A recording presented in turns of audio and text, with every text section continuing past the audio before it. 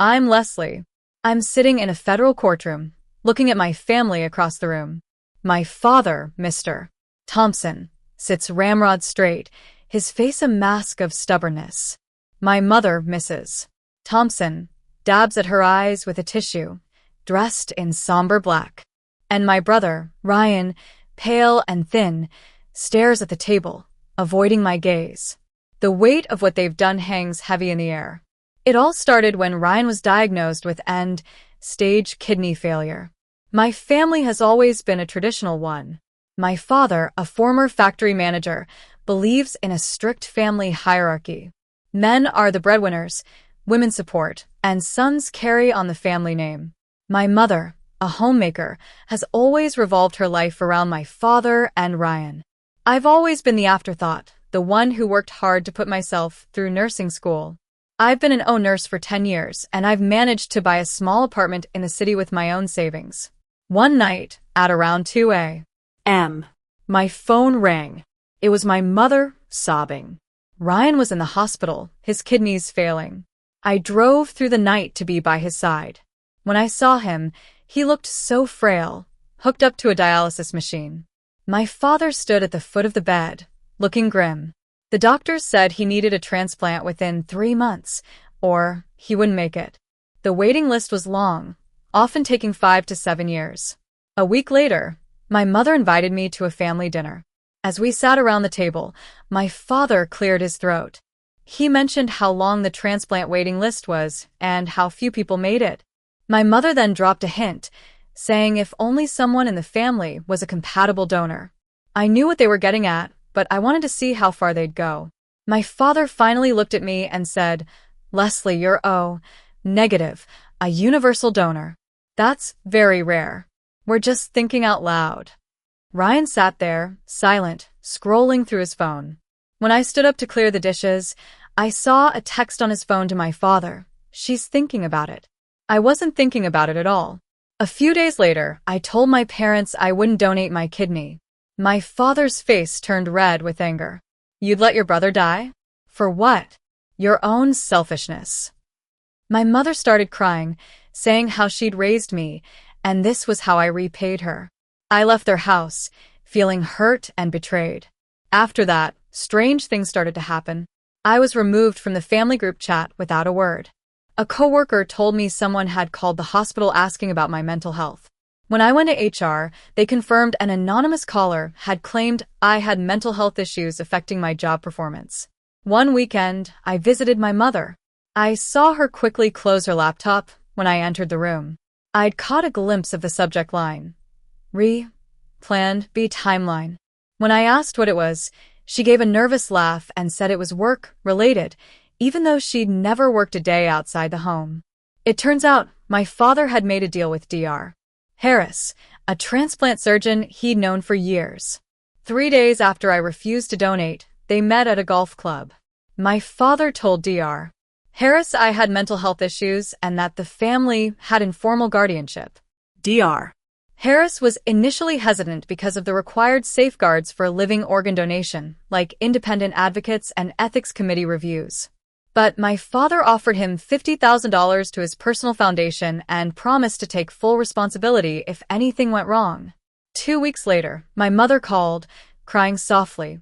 She said they wanted to make things right and had scheduled a family check-up at a private clinic outside the city. I was hesitant, but 3 weeks of being ignored by my family had worn me down. I agreed. On the day of the appointment, I drove to the clinic. It was a fancy place, with marble floors and fresh flowers in the lobby. My mother met me in the parking lot and gave me a cashmere cardigan. We walked in together. When the nurse called my name, my father and Ryan weren't there. My mother said they were running late and told me to go ahead. I followed the nurse into an examination room. She gave me a paper gown and a cup of water, saying it would help with the blood draw. Something felt off, but I trusted my mother. I drank the water, and soon I started to feel dizzy. I realized they'd drugged me. I saw my father standing in the hallway, his face blank. A nurse, who I later learned was Nurse Jenkins, stepped back into the room.